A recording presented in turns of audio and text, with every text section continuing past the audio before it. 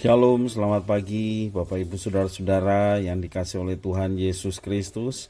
Jumpa kembali bersama saya Pendeta Eka di dalam renungan firman Tuhan pada hari ini, Jumat 11 Februari 2022. Kiranya damai sejahtera dan sukacita dari Tuhan Yesus menyertai kehidupan kita sekalian. Puji nama Tuhan. Pembacaan kita hari ini sampai pada Mazmur yang ke-35. Kiranya firman yang kita baca memberkati kita sekalian.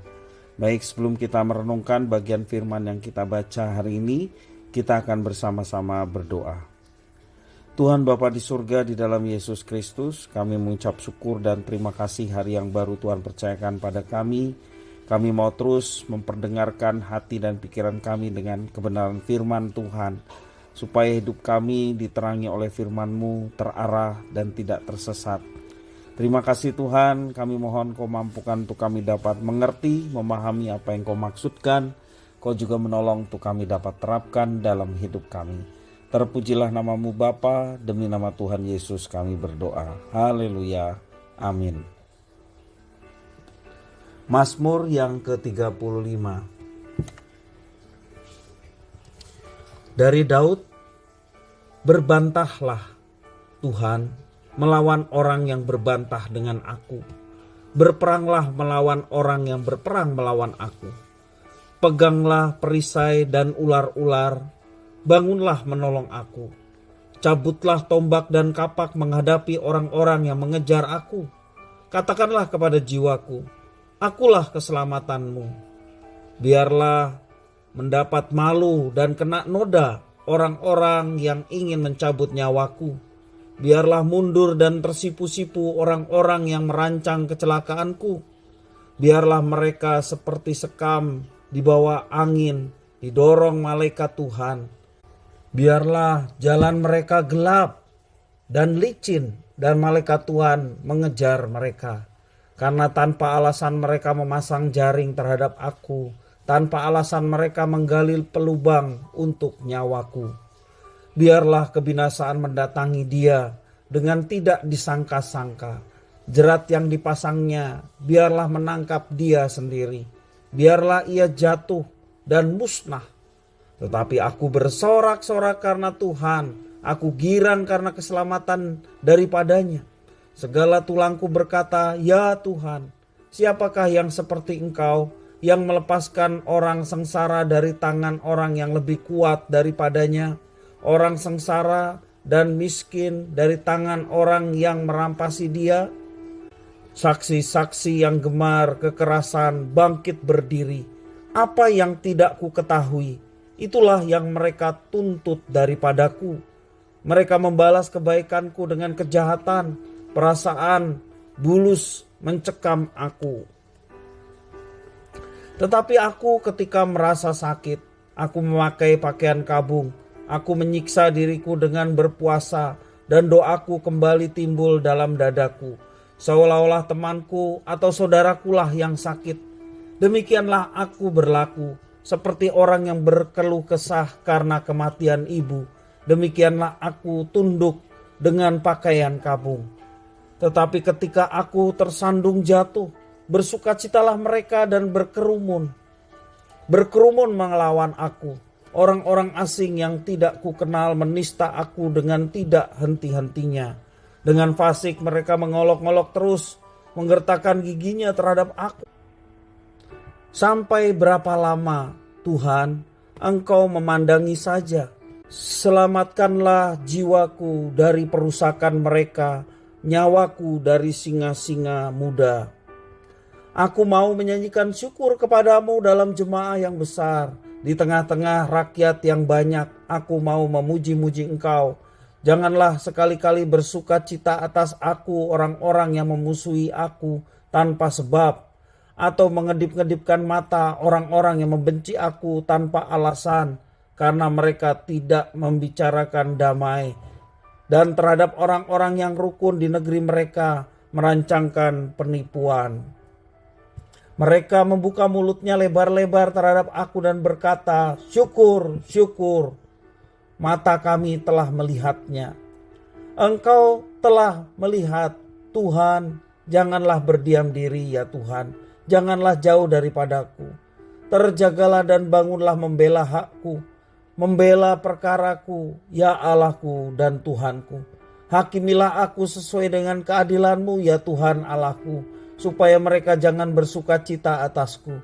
Janganlah mereka berkata dalam hatinya, syukur, itulah keinginan kami. Dan janganlah mereka berkata, kami telah menelannya. Biarlah bersama-sama mendapat malu dan tersipu-sipu orang-orang yang bersuka cita atas kemalanganku. Biarlah berpakaian malu dan noda orang-orang yang membesarkan dirinya terhadap aku. Biarlah bersorak-sorai dan bersuka cita orang-orang yang ingin melihat aku dibenarkan. Biarlah mereka tetap berkata, Tuhan itu besar, Dia menginginkan keselamatan hamba-Nya, dan lidahku akan menyebut-nyebut keadilan-Mu, memuji-muji Engkau sepanjang hari. Bapak Ibu saudara-saudara yang dikasihi Tuhan, Mazmur 35, ungkapan dari pemazmur sebagai satu wujud imannya bahwa Tuhan adalah hakim yang adil dalam setiap perkara yang dialaminya. Bapak Ibu saudara-saudara yang dikasihi oleh Tuhan, apakah pernah kita diperlakukan jahat oleh orang-orang yang kita perlakukan baik? Dalam ketidakmengertian atas perbuatan mereka, apa yang biasa kita lakukan? Apakah mengutuki, bersungut-sungut, mengecam, menyimpan dendam, atau mencari cara untuk membalas perbuatan mereka dengan lebih kejam? Daud pernah mengalaminya, yang tertulis dalam Mazmur 35 ini.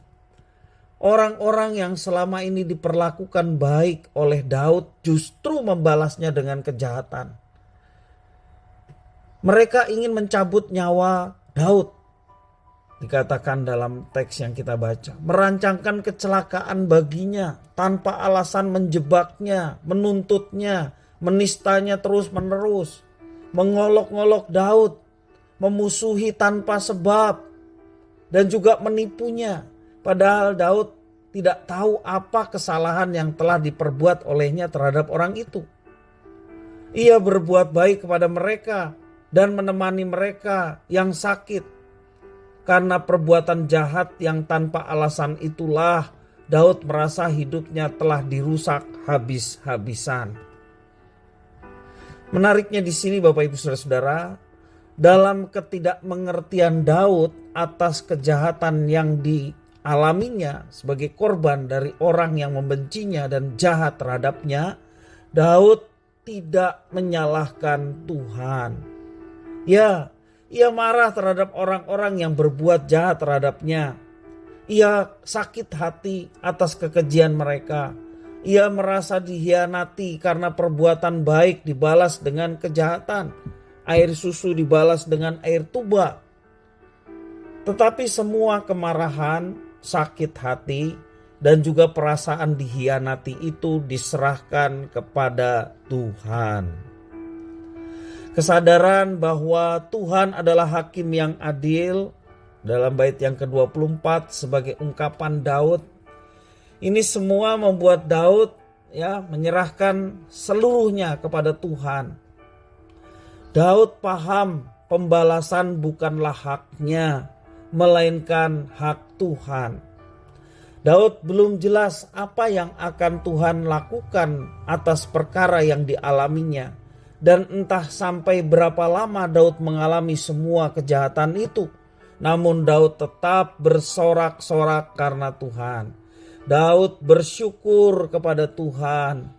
Daud menutup mazmurnya dengan satu puji-pujian atau doksologi yang mengagungkan Tuhan adalah hakim yang adil. Nah Bapak Ibu saudara-saudara yang dikasihi oleh Tuhan, orang-orang di sekitar kita bisa berbuat jahat dan menyakitkan. Tetapi percayalah Bapak Ibu saudara-saudara, bahwa kita punya hakim yang adil. Siapa? Tuhan. Bagian kita adalah menyerahkan hidup sepenuhnya ke dalam tangannya. Maka ia akan bertindak. Bapak Ibu saudara-saudara yang dikasihi oleh Tuhan, sekali lagi orang percaya kita sekalian seringkali mendapatkan perlakuan yang tidak adil, perlakuan intimidasi, dibeda-bedakan dan lain sebagainya. Tetapi Bapak Ibu saudara-saudara yang dikasihi Tuhan, jangan kita menjadi dendam, jangan kita menjadi sakit hati, bahkan mungkin terhadap orang yang dekat, yang kepadanya kita menyatakan kebaikan, tetapi justru dia memperlakukan kita dengan sesuatu yang jahat. Jangan dendam. Allah adalah hakim yang adil. Kita bukanlah hakim yang akan mengadili mereka, tetapi Allah lah yang adil yang akan menghakimi perkara kita. Jadi Bapak Ibu Saudara-saudara, ketika kita menghadapi orang-orang seperti itu, mari kita datang seperti Daud, datang kepada Tuhan dan menyerahkan semuanya kepada Tuhan. Maka Tuhan bertindak dengan segala keadilannya. Dan percayalah, ketika kita hidup benar dan menyerahkan kepada Tuhan, tidak menaruh dendam dan kebencian terhadap sesama, maka Tuhan membela umat yang sungguh hidup menyenangkan hatinya. Dan kiranya melalui ini semua kita boleh memancarkan terang Kristus dan kita boleh menjadi berkat bagi banyak orang. Bukankah Kristus telah menyampaikan, kasihilah musuhmu, berdoalah terhadap orang yang membenci kamu. Satu perintah yang sulit kita lakukan tanpa pertolongan dan kekuatan dari Tuhan. Bersama dengan Tuhan kita mampu melakukan apa yang Tuhan perintahkan, karena memang Tuhanlah yang memberikan kemampuan atas semuanya itu. Sekali lagi, biarlah semuanya ini, apapun yang kita lakukan, kebencian dibalas dengan kasih. Kiranya ini boleh memancarkan terang Kristus dan menjadi berkat bagi banyak orang. Kiranya firman Tuhan memberkati kita sekalian. Mari kita berdoa. Tuhan Bapa di surga, kami bersyukur atas firman-Mu. Mampukan kami Tuhan untuk dapat menerapkannya. Khususnya ketika kami menghadapi orang-orang di sekitar kami yang mungkin kami tidak mengerti mengapa mereka memusuhi kami sekalian. Dan kami berusaha berbuat baik kepadanya, tetapi justru sebaliknya itulah yang kami terima. Tuhan, seperti pelajaran pada hari ini, kami mau menyerahkan orang-orang yang demikian ke dalam tangan kuasa Tuhan. Tuhan berkuasa, Tuhan hakim kami yang adil, Tuhan yang akan membela umatnya sesuai dengan tangan pengasihan Tuhan yang penuh kuasa. Terima kasih Tuhan atas firman-Mu. Demi nama Tuhan Yesus Kristus kami sudah berdoa. Haleluya. Amin.